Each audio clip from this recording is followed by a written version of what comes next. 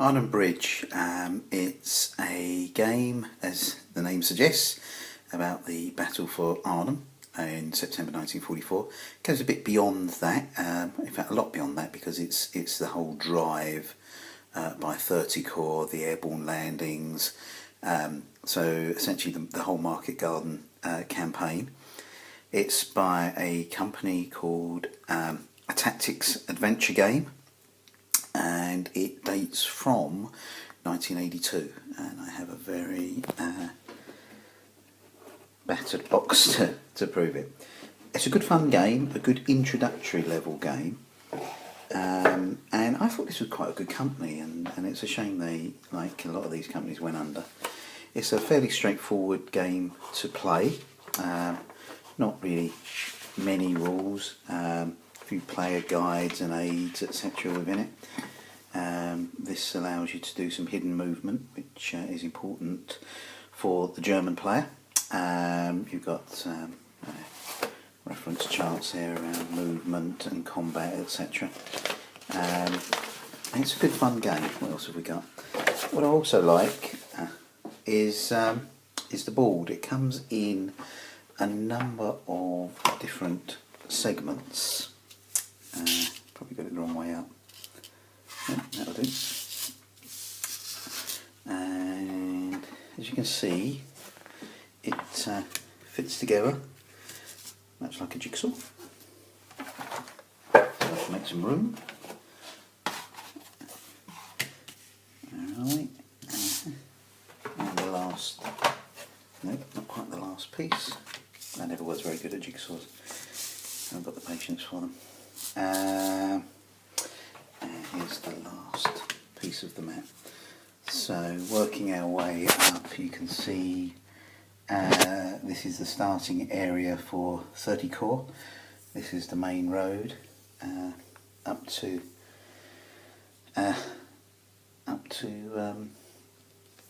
Arnhem eventually. Here we go. Very colourful map. It certainly stood the test of time, because I got this shortly after it came out, so I must have got it in 1982-ish. As you can see, general sort of train effects.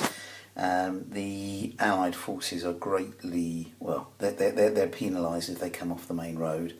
There are limits on supply, so the 30 Corps units have to trace their supply through the main road. Moving up here, hang on, where are we? Here we have Eindhoven, which I have visited. A beautiful little town. This is a landing zone here for the for the 101st Airborne. And this marker here, or this mark on the map, represents their drop zone supply. So that kind of influences quite strongly where the 101st can move to, until they've linked up with 30 Corps. So 30 Corps come charging up this road, and the turn after they link up, the 101st then become attached to 30 Corps effectively, and can act like regular infantry. They have a lot more movement capability. Moving further up the road, we get to the landing zones here of the 82nd Airborne, and again there's their drop zone marker. So they had the key task of capturing the bridge at Grave and Nijmegen. Those familiar with the film, that didn't go too smoothly, and there was a cross-river attack led by oh gosh, what's his name? Can't remember. It will come back to me. Moving on, of course, the prize, Arnhem, and here's the landing zone here for the first Para Division of the British Army.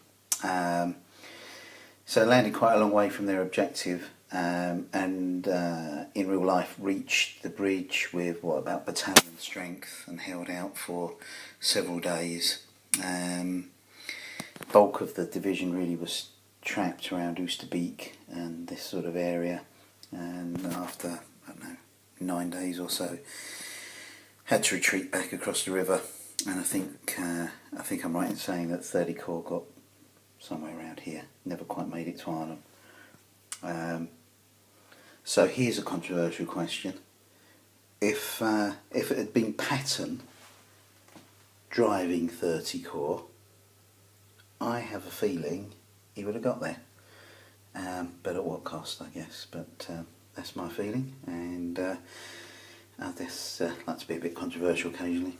Okay, so here are these pink areas used for the Germans. These are entry areas, and as you can see there on either side of the map, and it's quite important for off map movement. And of course, the aim really for the Germans is, one, to get Arnhem back, and of course to cut the Allied supplies and slow them down. You know, you can just all sorts of delaying actions and be a real pain in the backside to 30 Corps. Lots of defensible terrain. Let's have a quick look now at the units, components. So again, I think they've stood the test of time. There's what I liked about these Attactix games. They came with a little plastic tray for your units. Let's have a little look here. We've got there's a US airborne unit, and I'll just get and that one with a 4 is part of 30 Corps. Now the units they have these kind of nice little silhouettes put on them, and only one numeric value. That's their combat strength. Excuse me. Their movement allowance is predetermined. It's something like 8 for a mechanised unit like the armour there, and I think 4 for infantry, with some special first turn restrictions when the paras land. Similarly, you'll see here I have some German units. Where's he gone? So there's an SS unit there, mechanised motorised infantry, and some little sort of Kubelwagen thing there. The Germans generally have slightly weaker, well, they've got quite a mix of units, weaker units like these elements of paras. Very easy game. What else is there to say? So combat isn't simply an odds calculation. It's based on the difference between the attacker's total strength and the defender's total strength. They both have a die roll, and whatever the kind of difference is, I think defender you subtract from the attacker's attack strength plus die roll, and that gives you a cross-reference to a combat results table, which is knocking around somewhere, but I don't know where it is. It's in the rule book somewhere, one of the reference charts. So it's fairly straightforward. You don't have the capability of blowing bridges, as far as I recall. I do need to scan through the rules again, which is a bit of a probably not quite right, because obviously some of these bridges did get blown. The other thing, if you want to nitpick, is there's no real unit identification. So, okay, I know from their starting points and their landing zones. So, for example, this US unit, it gives me a hex reference, and so I know that belongs to, I don't know who it belongs to. I think the 101st actually. Yeah, 011. So that's about there. So you'd set them up somewhere around there, on their drop zone. But you know, you can't tell whether you're dealing with the 9th or the 10th SS, which were of course the units in the region that had the fight. There's some special little rules that actually strengthen the British airborne troops on the basis that they fought so strongly. They get some extra strength when they're defending Arnhem. What else have we got? We've got the Polish Brigade in here somewhere. Very important we don't forget those brave guys. So they get to land after about turn 5, I think. There's some special rules covering the Polish drop zones. I think it's this one here. This is their drop zone, I think, towards the south of Arnhem, and they get a drop zone marker which influences their supply. So I need to spend a bit of time revisiting the rules, but it is a lovely little game. If you, it's good for introductory purposes. Sadly, no longer available. I've even looked on eBay. I've never seen one come up for sale, to be honest.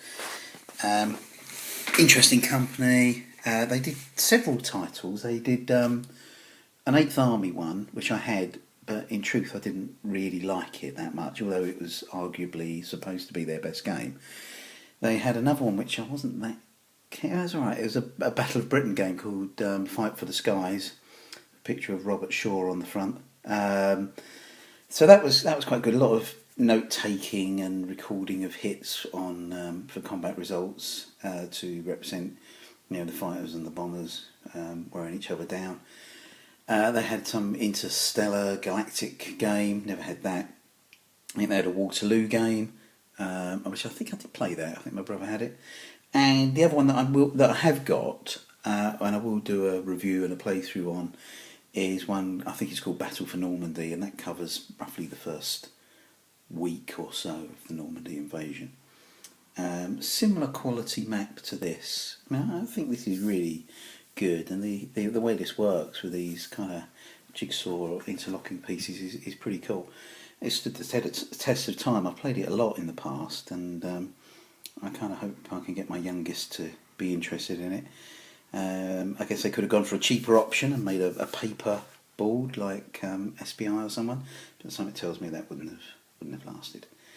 So enough waffle from me. The next time you see a video on Arnhem Bridge, I would have set up the units and be ready to play.